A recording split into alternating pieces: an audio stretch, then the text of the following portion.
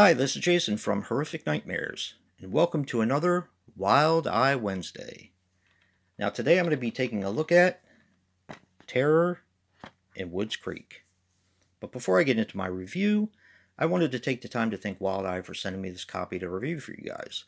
They have an awesome company. They are definitely where it's at with independent horror. I'm going to put the links for their YouTube channel and their official website in the description box below. Definitely check them out. Now, Terror in Woods Creek is a 2019 film which runs approximately 94 minutes and is written and directed by Tracy Lee Stanton. Now, she's mostly known for being an actress, but she has done some shorts. This stars Robert Barger Jr. as Detective Smith Wesson, which I thought was clever right off the bat. Now, he was in Plan 9, the remake, and some TV. This also stars John Birmingham as Dale. He was in Toxic Tutu, Rednecks, and also Plan 9, the remake. This also stars Talon Borelli as Deputy Toombs.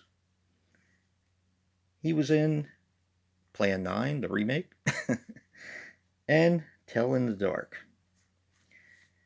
Now, this movie had a $15,000 budget, which actually blew me away when I saw that because this movie looks like it was produced for a whole lot more.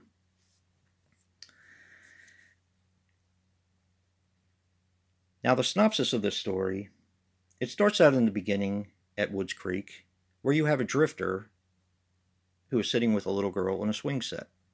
Everything looks innocent enough, but it's implied that he kills her.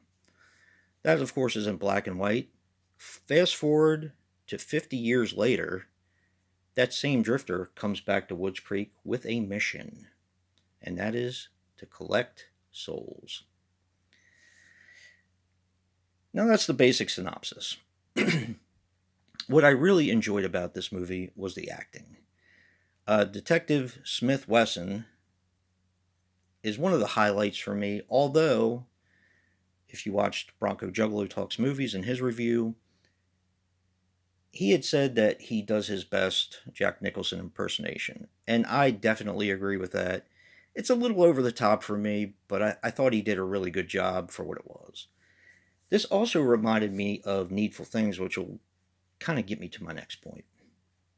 As this drifter comes back, it's the townspeople who suddenly turn on each other, kind of like Needful Things. And on the back here, I noticed it says, strongly influenced by the works of Stephen King.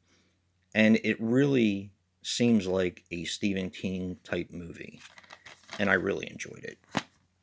Now, as I said, a majority of this was filmed in Virginia, or it takes place in Virginia, in Woods Creek. And one of the things I've noticed is that the accents are almost spot on. How do I know this? Well, I have family in Virginia, in Culpeper, and the accents are very close to what you would hear from my relatives. I'm not sure exactly where the director's from or where a lot of the crew is from, but they really knocked it out of the park as far as the accents, just the mannerisms in general. It really impressed me. This film is a definite recommendation. I cannot imply that strongly enough. I've seen a lot of Wild Eye movies, and a lot of it is low budget stuff that I like. I mean, it's independent, there's a lot of gore, stuff like that. This is a little bit different. It really doesn't have a lot of gore, but it's really shot and acted incredibly well. I was very impressed with this. Like I said, for a $15,000 budget, it definitely doesn't look like it. So this is a recommendation, and another thanks to Wild Eye for sending me this copy. And if you like what you see in here, hit that like button and subscribe. And until next time, peace.